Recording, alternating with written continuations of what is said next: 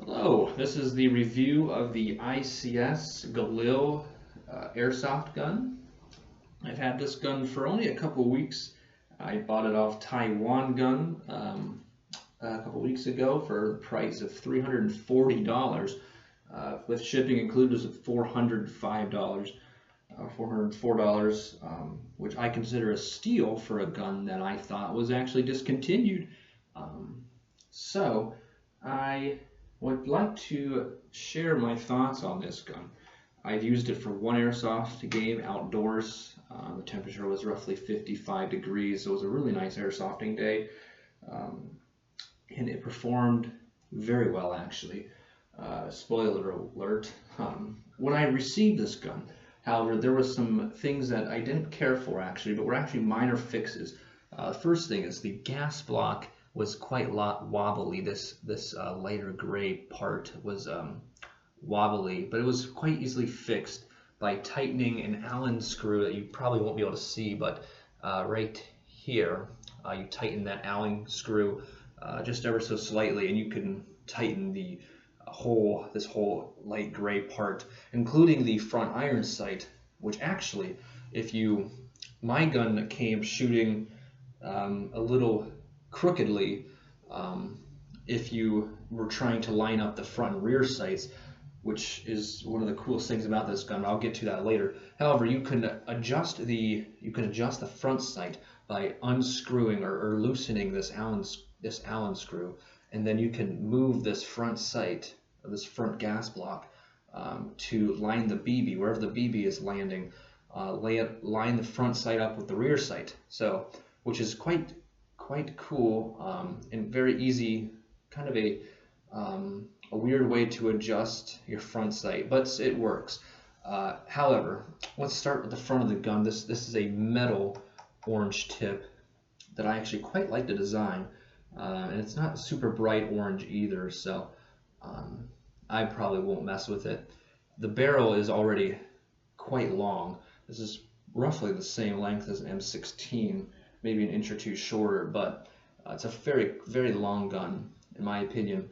You'll have this metal outer barrel, which feels very nice, and again, which I believe this is steel. This whole gas assembly or front sight assembly, along with the steel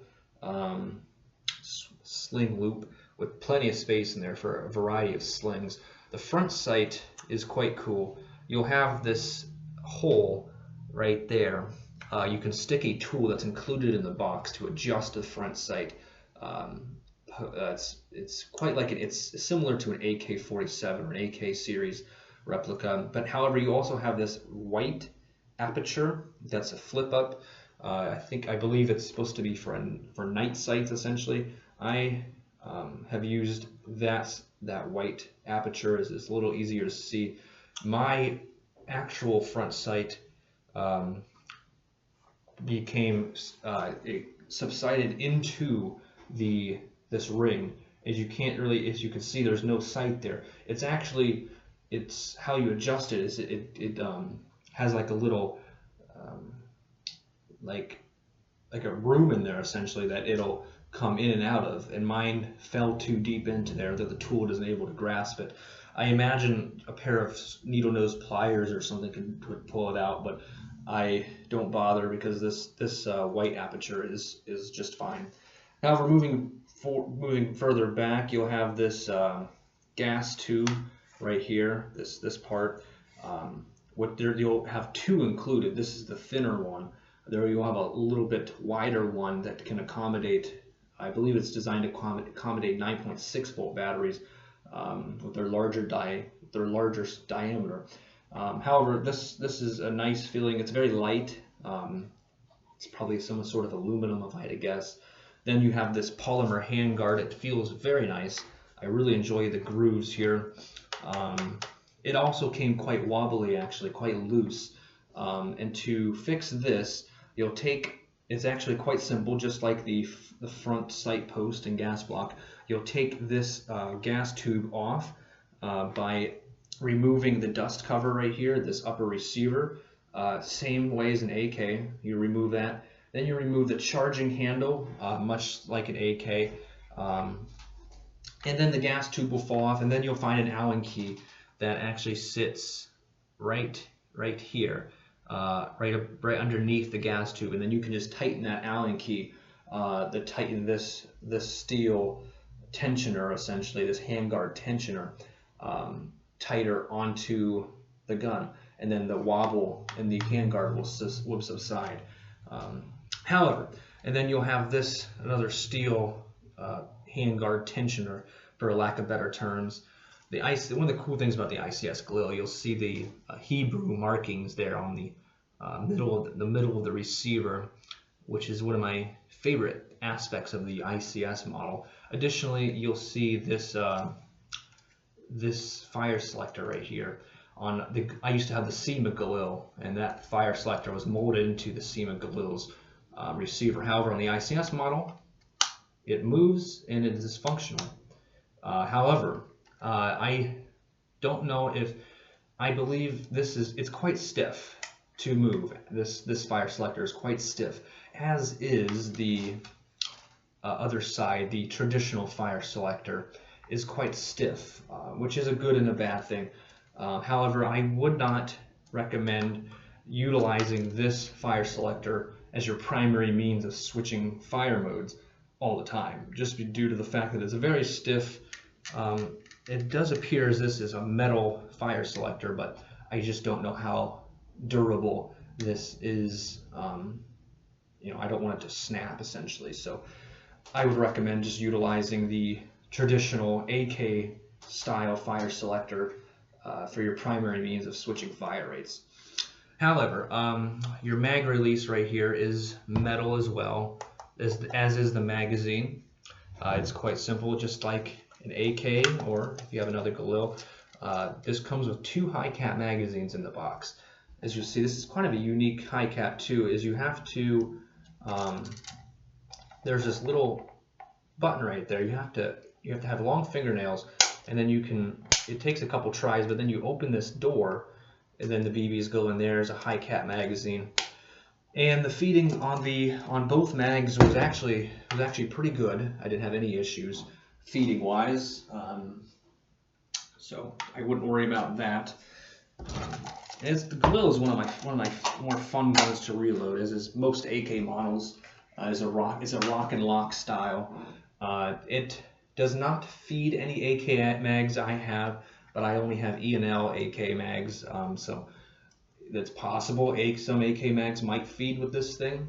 The SEMA Galil, some AK mags fit but did not feed, so trial and error would be the best idea to see if AK magazines fit.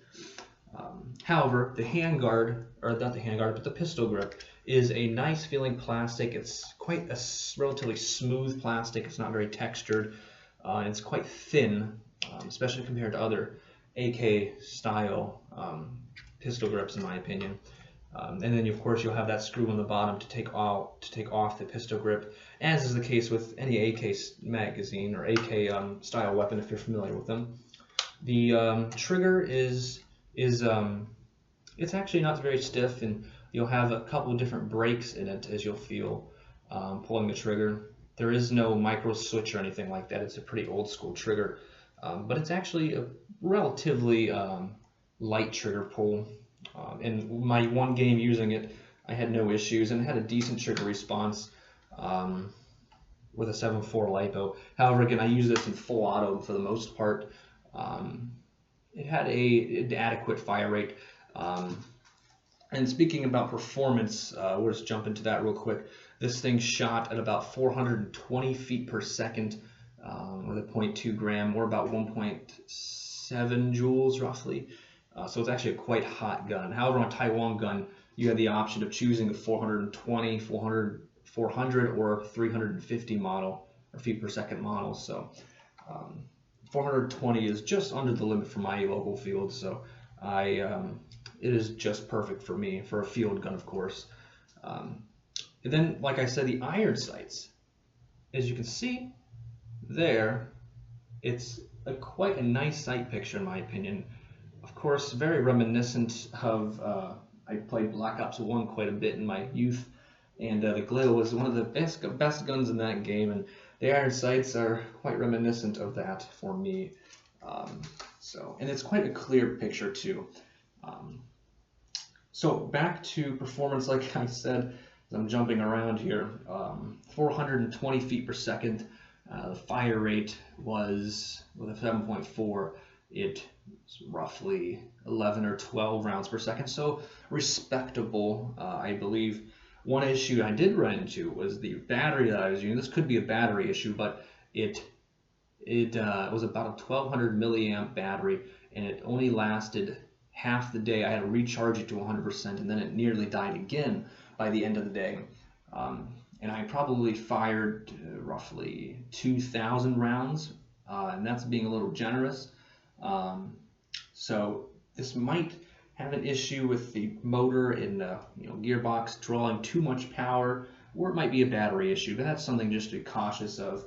Range-wise, this thing, one issue I did run into actually, on the hop-up, which is very easily accessible by pulling back the charging handle. It's a plastic AK slider style hop-up, as I'm sure most of you guys would be used to. However, this one did have an issue with retaining its position, which I was a little surprised to see on such a high-end airsoft gun. I tightened the 2 screws that are present on the hop-up, as there's 2 little Phillips head screwdrivers that I tightened, and it did help the issue. I don't think it necessarily completely fixed the issue. Additionally, another problem with the hop-up is the handguard. Now, I'm not going to be able to show you on video, but there's a part of the not the handguard, but the charging handle kind of snags the plastic hop-up adjusting nub, essentially, and it moves it forward. So what I was running into during the day was my hop-up was adjusting itself, whether mostly probably due to the fact that the vibration of shooting the gun was loosening the hop-up adjuster and then moving it forward, which some AK replicas do a better job at, or hop-up replicas. AK hop-ups do a better job at retaining their position than others. And this apparently, at least my model, didn't have the best. That was not the best. Was not the best on this replica. That could be just a one-off issue with my replica, but that was a minor issue, as it took about every 30 shots or so I'd have to pull back my charging handle and readjust my hop-up.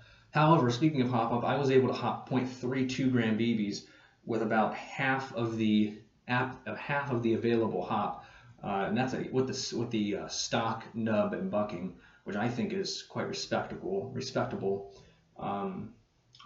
As 0.32 gram BBs are not the lightest BB you can use by long shot, and it was shooting roughly 200 feet accurately, maybe 190, but it had really good range for a stock gun. I would imagine so, with being a pretty high-powered replica. So I was pretty impressed with its stock range.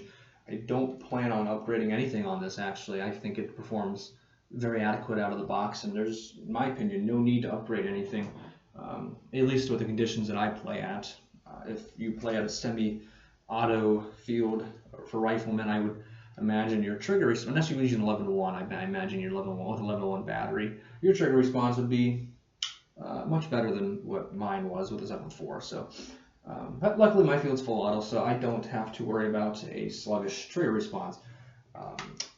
And then finishing up the externals, jumping back to externals, the stock. This is a steel and quite nice stock, I guess, adapter for the very good-looking Galil stock, the skeleton stock, which, as most people probably know, you just push down on the stock and it folds to the right-hand side of the replica, and it looks like this. You cannot pull the charging handle back with the stock folded. It runs in, the charging handle will run into the stock, as is the case with some AK replicas. But it does, of course, make the gun a lot more compact. And this gun is a rather long assault rifle. So And then it's quite simple, just pull down on the stock and it will release and swing back out. And everything is metal here. There's no plastic parts at all. The only plastic parts on this replica that I can identify on the externals is going to be the handguard and the pistol grip. That is truly the only two plastic parts on this replica that I can identify. Now, I don't know if the metal that's used on the receiver, I don't know if it's steel. However, it is a very nice metal, whatever it is. And it does have some texture to it. If you run your hand or finger on the receiver, it is somewhat textured, a little rougher than I guess some of my other replicas. And of course, you'll see this white writing right there with a serial number, designating it was made in Taiwan by ICS. So, well, overall thoughts on this ICS Galil that I bought just a couple weeks ago is it's a very nice replica. It certainly came out of the box with a couple issues externally, and with that hop-up issue being really the biggest issue that I ran into with its performance, which was easily, well, I shouldn't say easily fixed, but it wasn't exactly as tampering as you might think. It's like I said, about every 30 shots, maybe 30 to 60 shots, I got out of it before I had to do anything. So, in other words, it wasn't like after every other shot, the hop-up was adjusting itself. So, again, it might be fixed too with the simple tightening of the two screws that I did. However, if you're looking for a Galil, other than this model and the ARM model by ICS, it really doesn't get any more high quality than the ICS Galil if you're in the market for a Galil. So, well, thanks for watching again, and I hope to see more Galils out on the field. As I think it's a quite nice looking rifle, and of course it brings back, I'm sure as many of you guys too, memories of using it in older Call of Duties like Black Ops 1, so, and other video games. But take care of yourself. Bye.